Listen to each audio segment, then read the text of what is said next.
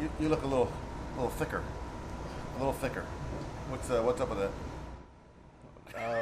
Off season. Off season. Off season. Did you work? I mean, that's something that you wanted to work on and get a little bit more. I think it just naturally happened. Really? Yeah. Okay. It was a plan that people set in place for me, and then all I had to do is go out there and put in the work, execute. Has it changed anything in your mechanics at all, or have you noticed a difference in velocity, anything like that? Have y'all noticed a difference? You know, we stand really far away. So. Nah, I would just say like obviously you put on some more muscle, more velocity, but other than that, like mechanically, technically, it didn't really change the difference. Right. When last we saw you on a football field, you were walking off in Philadelphia. How long did that last with you, walking off with that feeling? Every day, probably until like March, April. Really? Yeah, it was a tough one because all of February that's all I was thinking about, and then March you start trying to get out of it. April, I still think about it to this day. Sure. Like obviously I had to see those guys a couple times. So was there chirping going on at all? No, it was a respect thing, but Okay. they know what's up, and obviously it was more so respecting. Like I seen Saquon a couple times throughout the offseason. Okay. So it was nothing but respect. He was talking a little bit. A little bit? Rightfully so. Yeah, he earned it, right? They earned it. Yeah. They earned it. So, we can't take that away from him. Sure. But yeah, like, I still think about it. I don't think I know nobody here, not in the organization, but media, fans, expected what took place last year. When you went back and looked at yourself, how did you think you did? I think I did all right. Could have did better. It's a couple times, a couple games, a couple throws I missed that one back. Right. Yeah, I did all right. Is there any one particular throw that you still sticks in your craw? Because we got every single play that Jayden Daniels of last year.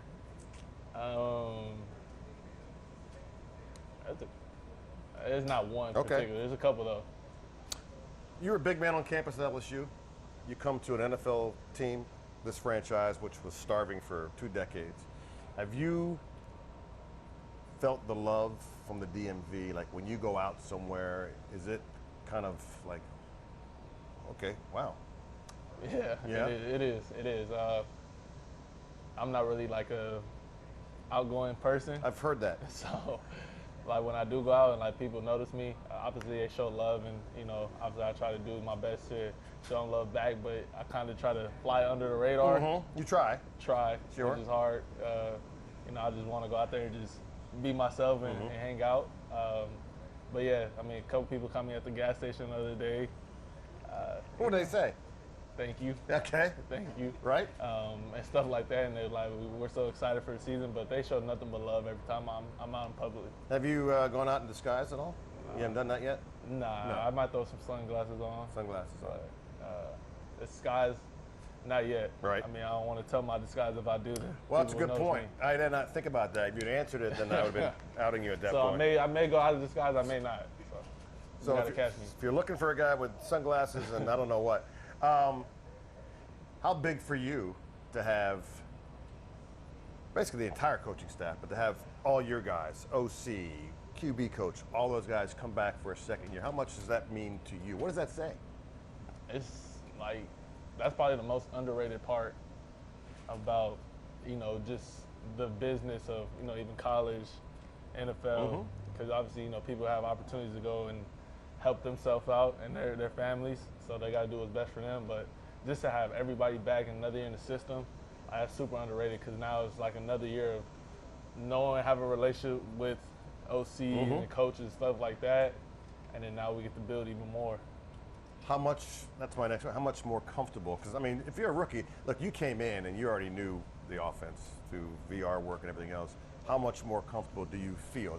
Can you feel that, like, this makes sense? Yeah, I do. Like, I'm out there now, and I'm not necessarily thinking about what call, like, Cliff is calling. It's more so I'm not reacting, but I'm out there playing and, reacting to what the defense is doing. But sometimes I might be talking to let's say, for instance, Bobby, and Cliff calling a play in my ear. I still remember the play because I already know like how Cliff calls plays and Sure. process of elimination. So Right. last year I was looking back and like, hey, Cliff, like, can you say that again? Right. But now it's not even that. Because of how smart you are in this offense, how much input do you have with Cliff and changing something either on the fly or in practice where you go, hey, this probably works better?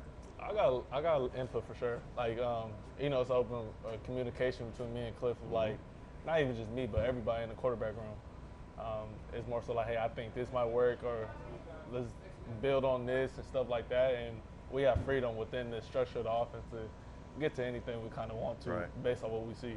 They brought in guys, several free agents, one guy to protect you in Larry Tunsil. You got Debo there. We saw the great throw and catch yesterday. Getting to know them, and especially your wideouts, a new wideout. How does that take place? Is that through a conversation? Is it in a meeting? Or is it just on field? It's conversations. Obviously, because they play with different quarterbacks and everybody's athletically different. Some people could do more, some people could do less, but everybody's skilled in their own way.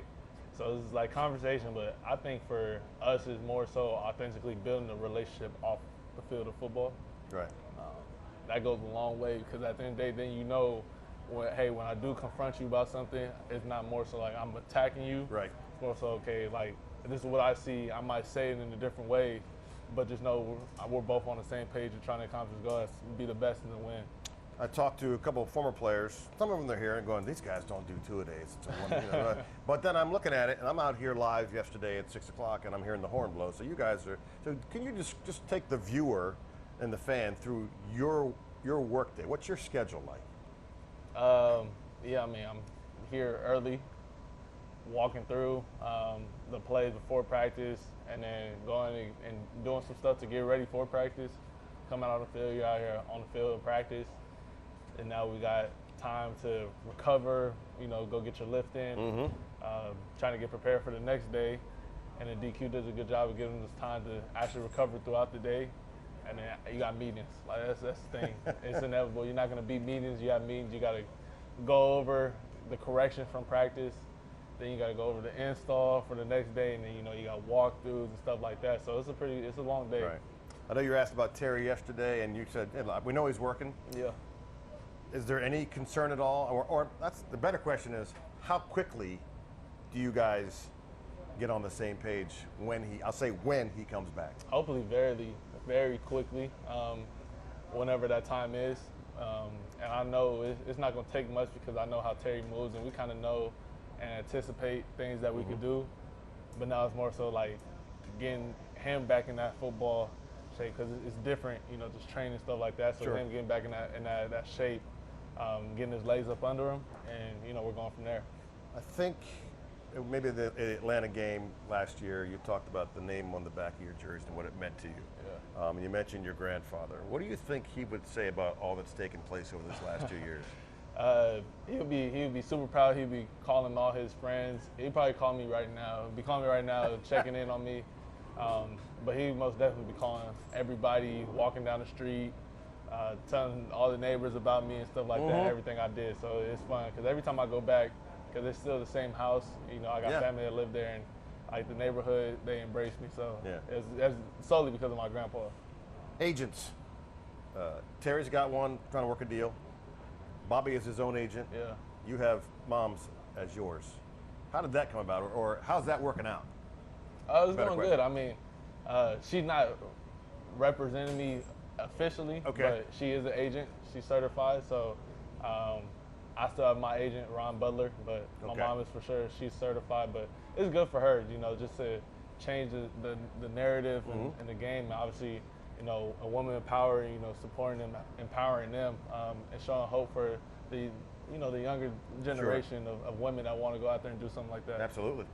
It was the relationship that we didn't know we needed, you and Bobby. Kind of surprised us all when we saw it kind of formulate during the season, during training camp, and then during the season. What has a 14-year vet meant to a second-year guy? A lot. I mean, truly just all the game he's given me, and even outside of football. I mean, obviously, you see what he did, and now he's the owner of the Storm, so that's huge. But having conversations of, everything. And plus, we're from the same area, so that kind of brought that tie together. So it's like, well, I seen somebody that's done it where I'm from Sure. at a high level on the field and even off the field. So it's now like asking them questions about business ventures and how did you handle this, or what would you wish you did differently going from your first to second year, and so on and so forth. Right. All right. I ask every player this that sits in that chair. Second-year quarterback Jayden Daniels. What makes you smile? My family, being able to bless to play this game, and obviously my circle. That's the biggest thing of seeing them happy, seeing them smile, and happy that I'm doing what I'm doing. All right, rapid 9. Here we go, real quick. What's your nickname? 5. 5. 5. Do you want another nickname? Nah. Nah. This question comes from a Charlie M. Okay. Your favorite meal in Paris? 5 Guys. He got it. Or it's called thank you in French. Oh, yeah. Okay. Yeah. There we go. He said it. I said it. I don't know if I said it right. 5 Guys in Paris. I mean, really? It was good. It was good. It was not good, bro. If you said it was good. It was good. 5 Guys in Paris is good. It's better than the one out here in America. Oh, okay. So we one-upped it. Okay, all right. You know what the French food and all? Okay. No comment. No comment. What celebrity do you want to meet?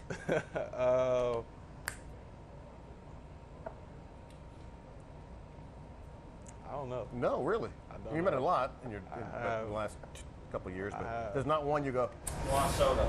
No. not one. Shohei Ohtani. Shohei Ohtani. So now we got to, what the folks can't see is that Charlie Muley is in the background. Shohei Ohtani. Shohei Ohtani, that's what you would want to meet. Yes. Okay. This comes from a Dan Q. You're the first one in the building every day. How come you never bring donuts? That'll change at some point. Will it? Yeah, I think. All right. They didn't give me last year. Actually, I did. I bring donuts for my linemen. Okay. But we're talking about for the whole building. I'm It's just- a different story. Different story. It's a lot of donuts. That's a lot of It's donuts. a lot of donuts. Well, you know what? I might surprise them one day. Okay. What's your favorite donut? Maple. Maple? Never had a maple. Last question. Who plays Jayden Daniels in the biography, the movie?